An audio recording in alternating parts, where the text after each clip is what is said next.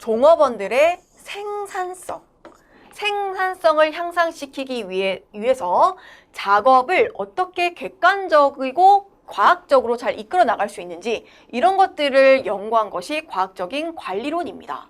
그래서 여러분, 조직의 목적을 달성해 나가는 데 있어서 이왕이면 많은 생산성을 이끌어내면 굉장히 좋은 거죠. 그렇다 보니 생산성에만 초점을 맞추어서 진행이 되었기 때문에 과학적 관리론 같은 경우에는 인간 문제에 대한 인식이 조금 부족한 거예요.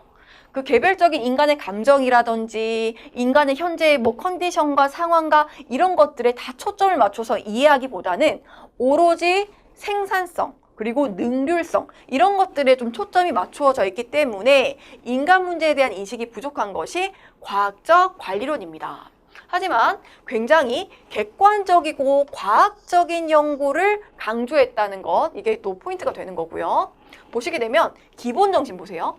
노동자에게 높은 임금, 그래서 자본가에게는 높은 이윤이라고 하는 어떻게 보면 서로 윈윈 상태를 생각했던 것이 기본 정신이 됩니다. 그렇죠?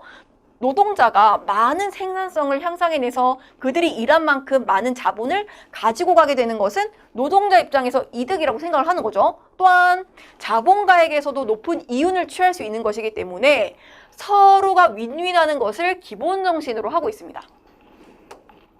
자, 그래서 이 과학적 관리론 같은 경우에는 테일러에 의해서 발전이 됩니다. 그래서 과학적 관리론의 아버지라는 표현이 이렇게 등장을 하게 되는 거고요. 테일러 굉장히 중요합니다. 그래서 작업의 연구와 분석에 있어서 지식을 적용한 최초의 사람이고 생산 방법을 체계적으로 잘 관찰해내서 작업장의 운영의 효율과 생산을 평가해냈다.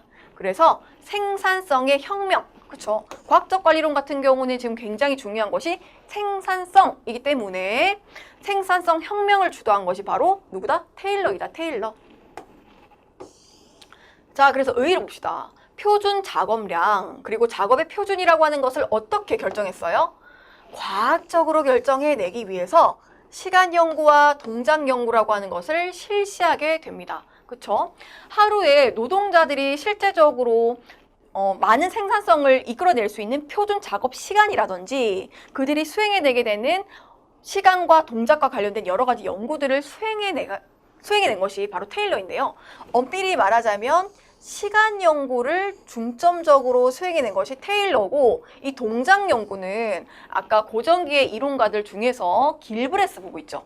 그 길브레스 부부가 좀 더 체계적으로 연구를 했는데 우선 과학적 관리론이라고 하는 이론이 등장하게 되면 이 시간 동작 연구라고 하는 것이 굉장히 자주 등장하고 중요한 내용인 거예요. 시간 동작 연구.